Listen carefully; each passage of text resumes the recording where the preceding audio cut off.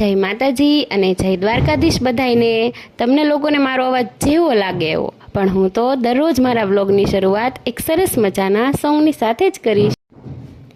ના હો કે भी करीब तू हमेशा पास था कि 100 जन्म भी देखती मैं तेरा रास्ता, जो भी है सब मेरा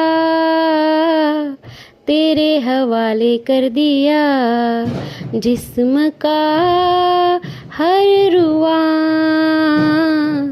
तेरे हवाले। जय माताजी અને જય દ્વારકાધીશ બધાઈને। તો આજે મળીએ આપણે એક નવા જ બ્લોગ સાથે। આજે હું બનાવવા જઈ રહી છું દૂધી બટેટા અને ટમેટાનું શાક।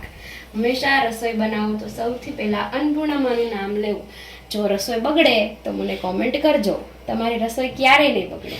તો ચાલો હવે આપણું તેલ આવી ગયું છે।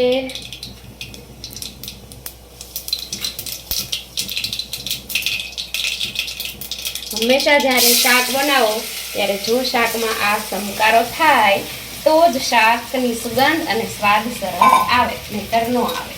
તો ચલો આપણે બનાવી રહ્યા છીએ દૂધી બટેટાનું શાક।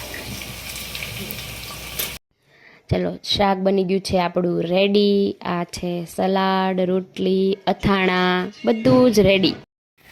મેં કેરીનો દાબો નાખ્યો છે। હવે જોઈએ આપણે કેરી પાકી કે નહીં। અમે અઠવાડિયાથી તો એની રાહ જોઈએ, પણ જુઓ કેરી પાકી નથી। આમાં અમને કાંઈ મજા નથી આવતી, કેમ કે આમાં તો હું 2-3 પાકે ને 2-3 ખાવાની, એવી કાંઈ મજા આવે નહીં। હાલો દાબો કરી દઈએ હવે બંધ। અમે ગયા હતા દીવ ફરવા અને ત્યાં મને 2 દિવસમાં બહુ લૂ લાગી ગઈ અને મને બહુ તાવ આવી ગયો। તો મને ડૉક્ટરે કીધું કે ભાખરી અને રોટલી તમારે નથી જમવાની, તમારે ફ્રૂટ ને લિક્વિડ ને એવું જ જમવાનું છે। તો મારા સસરા લઈ આવ્યા મારા માટે મોસંબીનું આખું બાજકું, બસ રોજ ખાવ। હવે અમારે બધી રસોઈ બની ગઈ, કામે બધું થઈ ગયું, હું થઈ ગઈ ફ્રી। અને હવે જો હું ફોન લઈને બેસી ગઈ છું, ફોન જોઉં છું। અને હવે મારા સાસુમાં કપડાનો ઢગલો લઈને બેસી ગયા છે। હવે બસ બપોર સુધી બધાયના કપડાની ઇસ્ત્રી કરી નાખશે। હવે હું બેસી ગઈ છું કોથમરી વીણવા અને મારા સસરા લાવ્યા છે ફ્લાવર, વટાણા, લીંબુ, મરચાં, ફુદીનો, ઘણું બધું, કેમ કે આજે રાત્રે આપણે બનાવવાના છે પાઉંભાજી। તો આ બધા શાકભાજીની જરૂર તો પડશે। તો ચલો ફ્રેન્ડ્સ બાય। કાલે હું લઈને આવીશ પાઉંભાજીની નવી રેસીપીનો વિડીયો। તો ચલો કાલે મળીએ, ઓકે, બાય બાય। જય માતાજી, જય દ્વારકા।